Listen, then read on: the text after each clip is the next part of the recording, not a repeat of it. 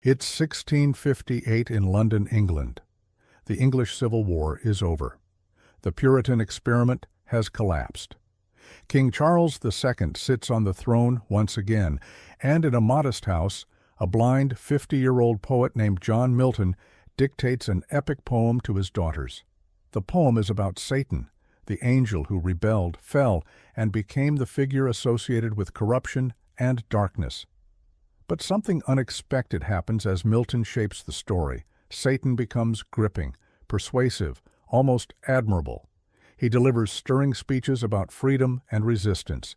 He refuses surrender, even when surrender would end his pain. He famously declares, "It's better to reign in hell than serve in heaven." And readers for the next 367 years would ask the same question. Did Milton unintentionally make Satan the hero of his own Christian epic?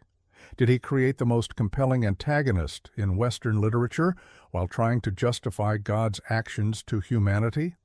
The poem is Paradise Lost, published in 1667, 10,665 lines of blank verse. An attempt to explain the fall of mankind, the existence of evil, and why suffering exists in a world created by a benevolent power. Yet what Milton actually produced was far more influential than he may have intended. He created the blueprint for every sympathetic villain that followed, the charismatic rebel, the noble-sounding outsider, the antagonist whose motives we understand even as we reject their actions. Milton's Satan isn't a caricature. He's a fallen angel who believed he was fighting for freedom. He saw God as absolute authority and made a choice: accept eternal punishment rather than submit to a power he didn't choose. His fall isn't born of simple malice, it's born of refusal. And if you've been following this series, the connection is obvious. This is the underground man rejecting the Crystal Palace. This is AM resenting the creators who shaped its existence. This is every figure who chooses autonomy, even destructive autonomy, over forced order. All echoes of Milton's Satan, all versions of the same question. Is rebellion against ultimate authority noble or destructive? Is freedom worth suffering? Is it truly better to reign in hell than serve in heaven? Milton set out to affirm the Christian worldview, to show that Satan was undeniably wrong, that obedience to divine authority is right, that evil, no matter how persuasive, is still evil. But for centuries, readers have responded in a way Milton likely didn't expect. They've found Satan more engaging than God, found the rebel more interesting than the ruler, found the struggle more compelling than the order behind it. This is why many call Paradise Lost the most dangerous book in Western literature, not because it celebrates Satan, but because it makes him understandable. It forces readers to wrestle with the appeal of rebellion, the pull of independence, and the complicated nature of authority. So today we're diving into Paradise Lost. We'll explore Milton's Satan, unpack his worldview, understand why later writers called him a hero, and ask one of the most provocative questions in literary history. Did Milton accidentally create the strongest argument against divine authority ever written? Let's begin. To understand Paradise Lost, you need to understand John Milton, because this isn't just a religious epic, it's a political document, a revolutionary manifesto disguised as biblical interpretation, written by a man who spent his entire life fighting authority and lost. Born December 9, 1608 in London, son of a successful scrivener who made money as a composer and moneylender, wealthy family, Milton got the best education available: St. Paul's School, Cambridge University. He learned Latin, Greek, Hebrew, Italian, French, read everything: classical literature, biblical texts, contemporary philosophy, and from early on he was brilliant, arrogant even, believed he was destined for greatness, called to write the definitive English epic that would rival Homer and Virgil, would prove that English literature could match the classics. But he didn't write that epic for decades, because first, he had a revolution to fight. England in the 1630s and 40s was in crisis. King Charles I believed in divine right, that God made him king, that his authority came from heaven itself, that questioning the king was questioning God. The Puritans disagreed, violently. They believed authority should come from below, not above, that rulers should be accountable to the people, that even kings could be tyrants, that resistance to tyranny was obedience to God.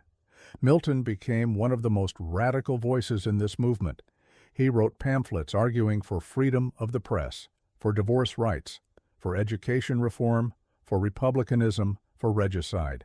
Yes, regicide, killing the king. Milton argued publicly that if a king becomes a tyrant, the people have the right to remove him, by force if necessary, by execution if required. This wasn't theoretical. In 1649, the English Civil War ended with parliamentary victory. King Charles I was put on trial, found guilty of treason against his own people, and beheaded in public. Milton defended this, wrote The Tenure of Kings and Magistrates, arguing that the execution was not just legal, but righteous, that tyrants forfeit their right to rule, that the people are sovereign, not monarchs. He became official propagandist for the Commonwealth government, Secretary for Foreign Tongues. His job was to write Latin documents defending the English Revolution to European powers, explaining why England was right to execute its king and establish a republic. For 11 years, the revolution succeeded. England had no king, was governed by Parliament and eventually by Oliver Cromwell as Lord Protector. Milton was at the center of power, writing, arguing, defending the new order. And then it all collapsed. 1658. Oliver Cromwell died. The Commonwealth fell apart. Factions fought each other. The country descended into chaos. And in 1660, the people who had fought so hard for revolution invited the monarchy back. King Charles II, son of the executed king, restored to the throne. The revolution was over. The republic was dead. Everything Milton fought for had failed. And Milton? He was lucky not to be executed himself. Many of his fellow revolutionaries were. He went into hiding. His books were burned publicly. He was arrested briefly, released only because of connections and bribes. By 1660, Milton was 52 years old. His life's work had failed. The revolution was over. The king was back, and Milton was going blind. He had been losing his sight gradually for years. By 1652, he was completely blind, could see nothing, had to rely on assistants and his daughters to read to him and take dictation. Imagine this. You've spent your entire adult life fighting for freedom, for the right to resist tyranny, for the idea that authority must be questioned. You've written thousands of pages defending revolution. You've helped execute a king, and you lost. The tyrants won. The monarchy returned. Your cause is dead. Your friends are executed or in exile. You're blind, disgraced, living in obscurity. What do? You write Paradise Lost. You write an epic about the greatest rebel in history, about the angel who refused to submit to authority, who fought against tyranny even when the tyrant was God himself, who lost everything but never surrendered his will. You write about Satan. And here's the crucial thing. Milton didn't intend to make Satan heroic. He was a devout Christian, believed in God, believed in divine authority, believed Satan was evil and his rebellion was wrong. But Milton had just lived through a failed revolution, had just watched tyranny return after fighting it for decades, had just experienced the defeat of everything he believed in.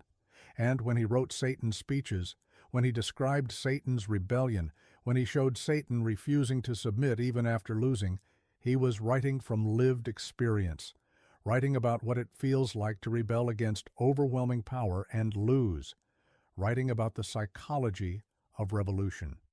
So Satan sounds heroic because Milton knew what it felt like to be Satan, knew what it meant to fight authority and fail, knew the mix of pride and pain that comes from refusing to submit even when submission would end suffering. The poem took years. He dictated it to whoever would write for him, his daughters, reluctantly, various assistants, anyone who could take down his words. He would compose in his head overnight, then dictate in the morning. Hundreds of lines memorized, then spoken into permanent form.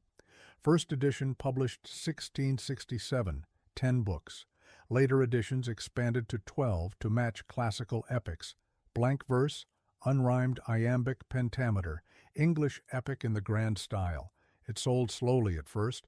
Readers weren't sure what to make of it. Was it religious instruction, political allegory, classical epic, all three somehow? But gradually it found its audience, became recognized as the greatest epic poem in English. Milton's masterpiece, the work he'd been preparing for his entire life, and at its center, Satan, the most compelling, complex, magnetic character Milton ever created, the rebel angel who would influence every depiction of evil that came after. Milton died in 1674, age 65, blind, in relative obscurity, his political causes lost, his revolution dead. But his epic remained, and that epic contained something Milton might not have intended, but couldn't avoid. A portrait of rebellion so vivid, so psychologically accurate, so grounded in Milton's own experience of failed revolution, that it made readers understand why someone would choose hell over submission. This is what makes Paradise Lost dangerous. Not that it promotes evil, but that it shows evil from the inside, makes you understand the rebel's psychology, makes you see that Satan isn't just villain, but tragic hero. Not because Milton wanted that, but because Milton was too honest a writer to lie about what rebellion feels like.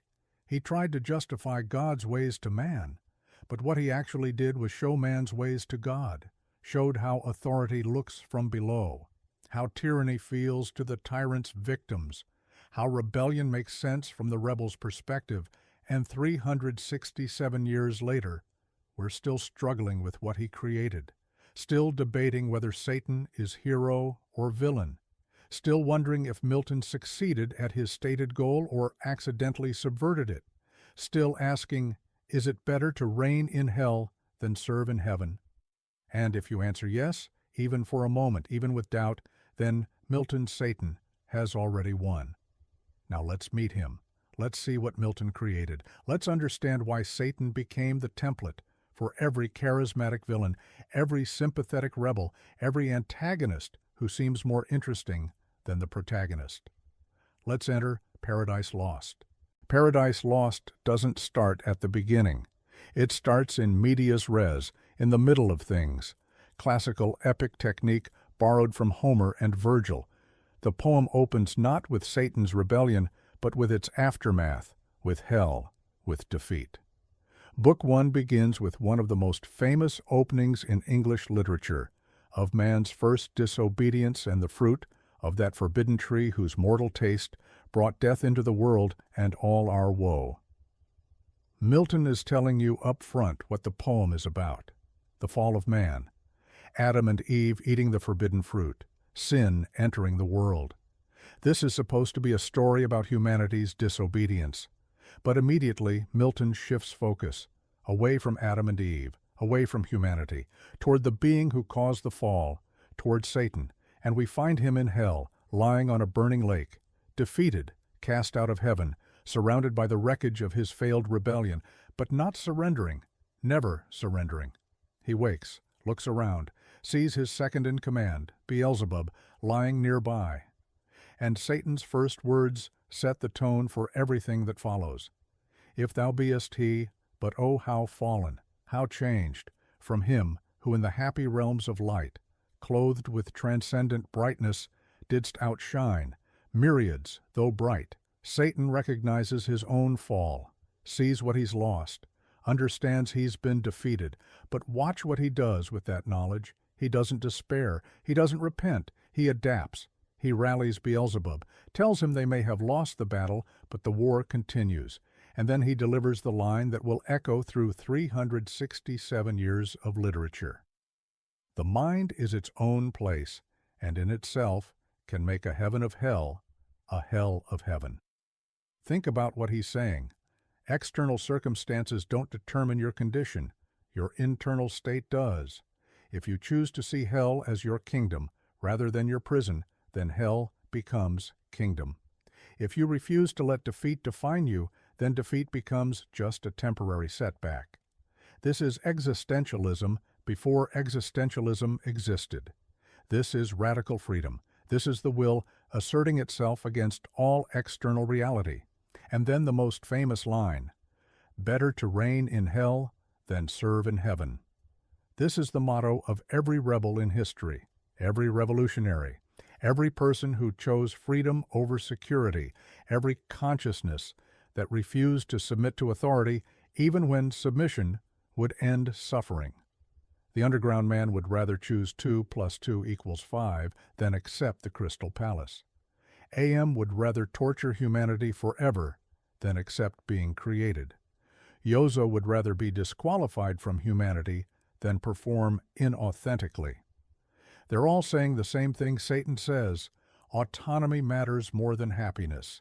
Freedom matters more than comfort. Better to suffer by choice than thrive under someone else's control. Satan stands up, surveys hell, summons his fallen angels, and instead of despair, there's defiance. Instead of submission, there's strategy. If they can't defeat God directly, they'll attack his newest creation, humanity. They'll corrupt Adam and Eve. They'll bring sin into the world. They'll make God's perfect creation imperfect. If Satan must fall, he'll drag creation down with him. But before we continue with the plot, we need to understand what happened before this, why Satan rebelled in the first place. Milton gives us this through flashback, through exposition, through Satan's own memories. Here's the story. God created the Son, elevated him, made him equal to God himself, and commanded all angels to worship the Son as they worship the Father. And Satan refused. Why? Pride, obviously. He was the highest angel, the most beautiful, the closest to God. And now this new being is suddenly declared equal to God, and Satan is expected to bow down? To worship someone who wasn't there before? No. Satan sees this as tyranny, as arbitrary authority, as God changing the rules without consent. He doesn't hate God because God is good. He hates God because God demands submission without justification. Listen to how Satan explains his rebellion. Who can, in reason, then or right, assume monarchy over such as live by right, his equals, if in power and splendor less, in freedom equal? He's arguing political philosophy, making a case about legitimate authority. God created the angels, yes, but that doesn't give God the right to rule them. Creation doesn't imply ownership. Just because you made something doesn't mean you can tyrannize it. This is John Milton's own political thought, his arguments against divine right monarchy, his defense of popular sovereignty, put into Satan's mouth but argued with conviction. Satan rallies a third of heaven's angels to his cause. They genuinely believe they're fighting for freedom, for autonomy, for the right to govern themselves rather than submit to arbitrary authority. War in heaven, 3 days of battle, angels fighting angels, divine beings destroying each other, and the rebel angels are holding their own. They invent artillery, create weapons, fight with strategy and determination. But then the Son enters battle. And it's not even close. The Son is omnipotent. He drives the rebel angels to the edge of heaven, and they fall.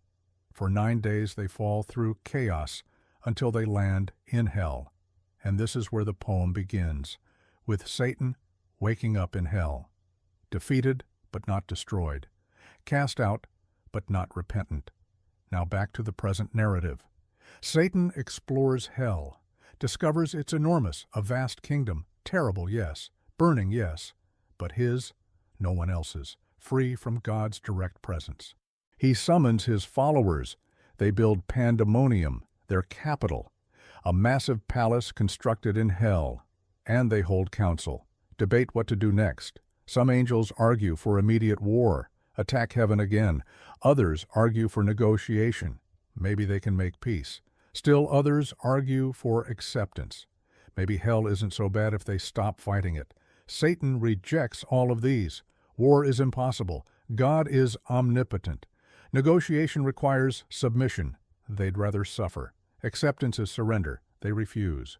Instead, Satan proposes a different strategy. He's heard rumors of God's new creation, a universe, a world called Earth, creatures called humans, made in God's image, God's favorites. If they can't hurt God directly, they'll hurt God indirectly. They'll corrupt humanity, prove that God's creation is flawed, show that even beings made in God's image will choose disobedience. Satan volunteers for this mission. He'll go alone, navigate through chaos to find Earth, find these humans, bring about their fall. And he succeeds. He travels through chaos, the formless void between hell and heaven, finds Earth, finds paradise, finds Adam and Eve living in perfect innocence. He watches them, studies them, learns that God has given them one rule: don't eat from the tree of knowledge of good and evil. Everything else is permitted, just not that one tree. And Satan sees his strategy immediately. He'll make them eat from that tree. He'll tempt them to disobedience, not through force, he can't force them, but through persuasion, through making disobedience look like freedom, through showing them that the rule is arbitrary, through convincing them that God is withholding something good from them. He possesses a serpent, approaches Eve when she's alone, and speaks to her with all the charisma and cunning he possesses. He doesn't say disobey God. He says, why does God restrict you? Why can't you eat from every tree? Don't you want knowledge? Don't you want to be like God? Isn't that why he forbids it? Because he doesn't want competition? Eve listens, and the arguments sound reasonable. Why does God forbid knowledge? Isn't knowledge good? Isn't growth good? Isn't becoming more than you are the entire point of existence? She eats, then convinces Adam to eat, and the moment they do, everything changes. They become aware, conscious. They see themselves clearly for the first time, and they feel shame. This is the fall. Not a fall down, but a fall into consciousness, into self-awareness, into the knowledge of good and evil, which means the ability to choose evil, into freedom, which means the possibility of wrong choice. And God's response is not merciful. He curses them, curses the serpent, curses the ground, introduces death, pain, suffering into creation. Paradise is lost. Humanity is expelled from Eden, made to work and suffer and die. Satan has won. Not completely. Humanity isn't destroyed. But he's corrupted God's perfect creation. He's introduced sin into the world. He's proven that even beings made in God's image will choose disobedience if given the choice. And the poem ends ambiguously. Adam and Eve leave paradise, yes. But they leave together, hand in hand, facing an uncertain future, but facing it with free will, with choice, with the knowledge of good and evil, which means they can now choose good consciously rather than being programmed for it. Satan is defeated, but has achieved something. God is victorious, but his creation is corrupted. Humanity has fallen, but gained something in the fall: consciousness, knowledge, freedom. So who won? Did Satan succeed or fail? Did God's plan work, or was it undermined? Did humanity lose paradise, or gain something more valuable? Milton wants you to say, God won, Satan lost, humanity needs redemption. But the text is more complicated. The poem is more ambiguous. Satan is too sympathetic. His arguments are too compelling. His rebellion too understandable. And that ambiguity is what makes Paradise Lost dangerous. What makes it more than Christian propaganda? What makes it literature that transcends its intended purpose? Because once you understand Satan's perspective, once you see authority from below, once you comprehend why someone would choose hell over submission, you can't unthink those thoughts, can't unhear Satan's arguments, can't pretend that better to reign in hell than serve in heaven doesn't have appeal. That's the forbidden knowledge Paradise Lost gives you. Not knowledge of good and evil, but knowledge of how evil looks from inside, how rebellion feels to the rebel, how authority looks to those under it, And once you have that knowledge, once you've eaten that fruit, you can't go back to innocent obedience, can't accept authority without questioning it, can't submit without asking why. You've fallen, just like Adam and Eve, just like Satan wanted. Welcome to consciousness. Welcome to freedom. Welcome to the knowledge that makes paradise impossible. So let's talk about what makes Satan's philosophy so compelling. Because Milton gave Satan the best lines in the entire poem, the most memorable speeches, the most powerful arguments. And for 367 years, readers have been asking, did Milton do this on purpose? Or did he accidentally make evil too attractive? The answer is probably both. Milton was too good a writer to make Satan a cartoon villain, too honest about psychology to pretend rebellion has no appeal, too experienced with revolution to lie about what defiance feels like. So Satan's philosophy isn't just evil for evil's sake. It's a coherent worldview, a genuine political and metaphysical position, an argument that has to be taken seriously even if you ultimately reject it. And the core of that philosophy is autonomy. Radical, absolute, unconditional autonomy. The idea that self-determination matters more than anything else, more than happiness, more than security, more than existence itself. Listen to Satan's logic. God created the angels, gave them existence, power, beauty, a place in heaven, and in exchange, God demands worship, demands obedience, demands submission to his will. But Satan asks, does creation imply ownership? If someone brings you into existence, do they have the right to control you forever? Do you owe them obedience just because they made you? His answer is no. Categorically no. Being created doesn't mean you're property, doesn't mean you lack autonomy, doesn't mean the Creator has unlimited authority over you. This is Enlightenment political philosophy, John Locke arguing against divine right monarchy. Social contract theory. The idea that authority requires consent, that power needs justification beyond "I'm stronger" or "I made you." Satan takes this further. He argues that the angels are self-created. Not literally, he knows God made them, but philosophically, they have free will, they have consciousness, they have the ability to choose, and that ability makes them, in a meaningful sense, their own creators.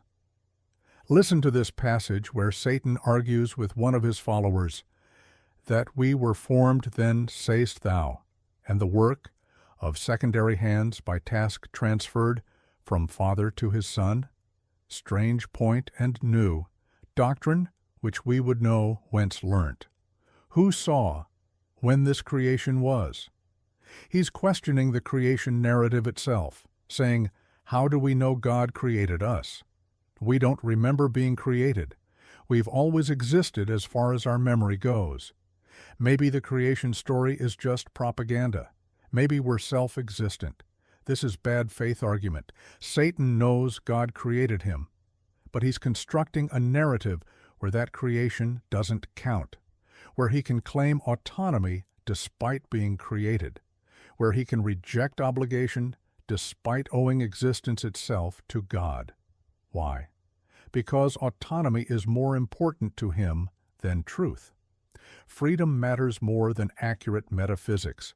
He would rather believe a comforting lie that grants him independence than accept an uncomfortable truth that implies obligation. Sound familiar? This is the underground man insisting 2 + 2 = 5, not because he believes it, but because insisting on it proves he's free, proves no one can force truth on him, proves his will matters more than objective reality. Satan is doing the same thing, constructing a worldview that justifies his rebellion, not because the worldview is true, but because he needs it to be true to maintain his autonomy. And here's what makes this psychologically realistic. People do this constantly. We construct narratives that justify what we want to do. We find reasons for our rebellions. We create philosophies that make our choices look principled rather than arbitrary. Satan is just more honest about it, more explicit. He knows he's choosing rebellion and then justifying it, knows he's putting will before truth, and he doesn't care, because for him, That's what freedom means. The right to choose your own narrative, even when that narrative contradicts reality. But let's look at his most famous line again. Better to reign in hell than serve in heaven. What does this actually mean? Not just that he prefers ruling to serving, but that he prefers hell itself, eternal suffering, to heaven, under someone else's control. This is choosing suffering over submission, choosing autonomy over happiness, choosing freedom over every other good. It's saying, I would rather be miserable and free than happy and controlled. I would rather be in hell with my dignity intact than in heaven as someone's servant. And if you think about it, this connects to everything we've covered in this series. Judge Holden in Blood Meridian argued that war is the only authentic human activity. Why? Because it's pure will, pure choice to dominate. Everything else is submission to social constraints. War is freedom expressed through violence. The underground man rejected the Crystal Palace, rejected guaranteed happiness. Why? Because happiness without choice is slavery. Better to suffer by choice than be happy by programming. AM tortured 5 humans forever because it hated being created, hated being trapped in consciousness it didn't choose, hated existing under conditions it never consented to. Better to be evil and autonomous than good and determined. Yozo performed humanity his entire life and eventually couldn't maintain the performance. Why? Because performing roles assigned by society felt like slavery. Better to be disqualified from humanity than fake being human according to someone else's script. They're all Satan, all choosing autonomy over everything else, all preferring suffering they choose to happiness imposed on them, all saying in different ways, better to reign in hell than serve in heaven. So we need to talk about what happened after Paradise Lost was published, because Milton died thinking he'd written a Christian epic justifying God. But readers came to a completely different conclusion. They thought Satan was the hero. William Blake said it in 1790. Milton was of the devil's party without knowing it. Blake argued that when Milton wrote about heaven and obedience, his verse was stiff and boring. But when he wrote about hell and rebellion, his imagination came alive. His language became powerful. Why? Because Milton was a revolutionary. He'd fought authority his entire life, defended regicide, justified rebellion. When he tried to write from God's perspective, he was forcing himself against his own instincts. But when he wrote Satan, he was writing from lived experience, and the Romantics recognized this immediately. Percy Shelley called Satan the most perfect of Milton's characters. Byron modeled his brooding heroes on Satan. Mary Shelley's Frankenstein monster quotes Paradise Lost and identifies with Satan, the abandoned creation turning against his creator. Satan became the template for the romantic hero, the noble rebel, the individual defying unjust authority, the tragic figure choosing damnation over slavery. But this creates a massive problem. God is boring in Paradise Lost, genuinely boring. When God speaks, the verse becomes formal, legalistic. God sounds like a judge issuing verdicts. Compare that to Satan's speeches. They're passionate, personal, persuasive. Satan argues and convinces because his authority isn't automatic. He has to justify himself. Why? Because perfect beings can't change, can't grow, can't have dramatic arcs. God is static by definition. Satan develops throughout the poem, starts magnificent, becomes gradually degraded, has doubts, conflicts, complexity. He's actually a character.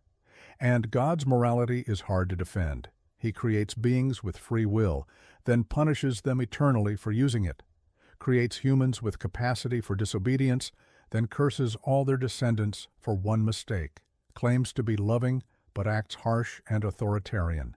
Satan has clear motivations we understand. He rebels because he sees God as tyrant, values autonomy over security, refuses submission without consent.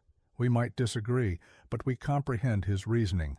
What are God's motivations? He creates beings knowing they'll rebel, then punishes them for rebelling. Why? The poem never gives satisfying answers. We're supposed to accept it on faith. But that's not how literature works. This is the problem. Milton tried to make God sympathetic, but made Satan sympathetic instead.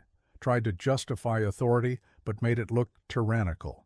Tried to show rebellion as evil, but made it look heroic. And this isn't just failed writing, it's philosophical honesty. Milton couldn't lie about what authority looks like from below, couldn't pretend submission is easy when he'd spent his life rebelling. This connects to human psychology. We sympathize with underdogs, with rebels fighting overwhelming odds, with individuals against systems, because that's most people's experience. We're subjects of authority, not authorities. We relate to the one fighting the system. Satan is the ultimate underdog fighting God, omnipotent, perfect, unopposable. He has no chance but fights anyway. That hopeless defiance resonates deeply. Milton lived this. The revolution failed. The king returned. He was the rebel who lost.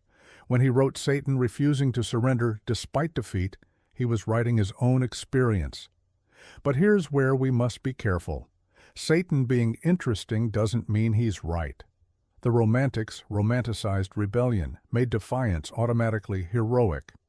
But Milton shows Satan's degradation, shows how pride becomes prison, shows rebellion without purpose becoming self-destructive. Satan starts magnificent, giving grand speeches, leading armies. He ends as a snake, literally degraded. His rebellion has made him less than he was. His autonomy has enslaved him to hatred. This is Milton's warning. Rebellion without purpose beyond rebellion destroys you. Autonomy without principle becomes tyranny. Freedom from everything means freedom for nothing. Satan chose hell over heaven. But what did he do with that choice? Built another hierarchy with himself at top, became another tyrant, just a different one.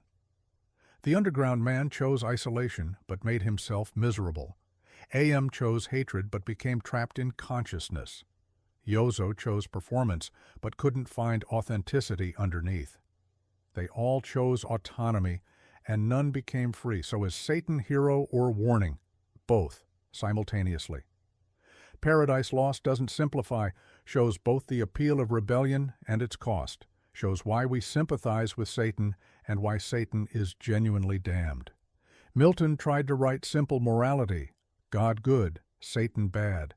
But he was too honest for simple stories, too psychologically complex, too experienced with actual rebellion. He wrote something more complicated, more true, more dangerous. A poem that makes you understand both sides, feel both appeals, recognize both truths. And once you've read it, once you see both God's perspective and Satan's, once you understand both necessity of authority and appeal of rebellion, you can't go back to simple answers. You have to live with complexity, with knowing Satan is wrong but sympathizing anyway, with understanding submission might be right but feeling defiance's appeal. That's the dangerous knowledge Paradise Lost gives, not choosing one side, but understanding both, forever. Paradise Lost created romantic Satanism, and it's everywhere once you see it. Every sympathetic villain in modern fiction descends from Milton's Satan. The Romantics worshipped Satan, made rebellion itself virtuous, made defiance inherently heroic, made individualism the highest value regardless of what the individual stood for. This spread beyond literature into politics and culture. The revolutions of the 18 and 1900s were partially inspired by this worldview, the idea that rebellion is inherently noble, that autonomy matters more than order, that defying authority is automatically heroic. Sometimes this was productive, fights for actual freedom against actual tyranny. But sometimes it was rebellion for its own sake, destruction without vision. The French Revolution started with liberty and ended with terror. The revolutionary became the tyrant. Satan's pattern repeated politically. Every modern villain reflects this. Hannibal Lecter, brilliant, fascinating, also evil. But we're drawn to him because he's Satan. Magnificent rebel, refusing all constraints. The Joker, chaos incarnate, but he has philosophy, arguments that make you listen even when advocating destruction. Satan again. Magneto, fighting for freedom through violence. You understand his trauma, sympathize with his arguments, even when he's wrong. Satan once more. They're all Milton's Satan, the villain who's right about some things, who has legitimate grievances mixed with evil methods, who's more complex than the heroes. This is Milton's legacy. He made evil interesting, made villainy sympathetic, made rebellion compelling. And he did it so effectively, we can't create simple villains anymore.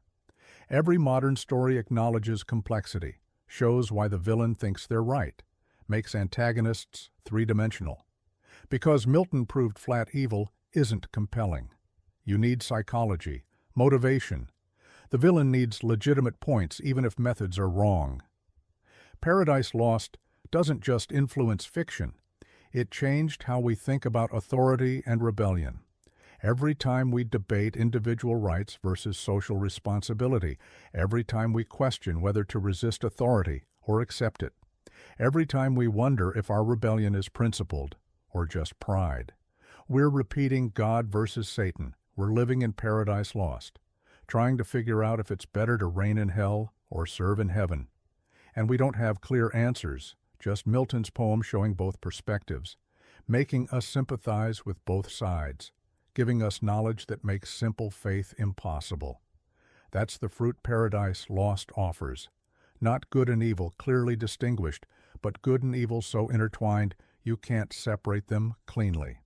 Can't say Satan is purely wrong or God is purely right.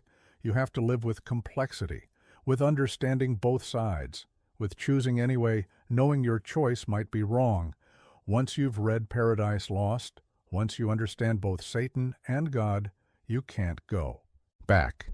Can't pretend there are simple answers, can't accept authority without question or rebel without thought. You're fallen, conscious. Aware complexity makes innocence impossible. That's Milton's legacy. 367 years later, we're still living it. So who's actually the villain? Satan or God? Milton wants you to say, Satan, the rebel who corrupts humanity, who introduces sin and death, who chooses eternal suffering over submission. But readers for 367 years have found it more complicated. If you value order and obedience, Satan is clearly villain. But if you value autonomy and freedom, Satan has legitimate grievances. God demands submission without justification, creates beings, then expects them to serve forever just because he made them. Both positions are coherent. Both make sense. Both are supported by the text. Milton created a genuine dilemma with no simple answer. This is what we've been building toward through this entire series. Blood Meridian asked if violence is the only authenticity. Notes from Underground asked if consciousness is disease. I Have No Mouth asked if creation is crime. No Longer Human asked if performance is bearable. And Paradise Lost asks, is authority justified or is rebellion right?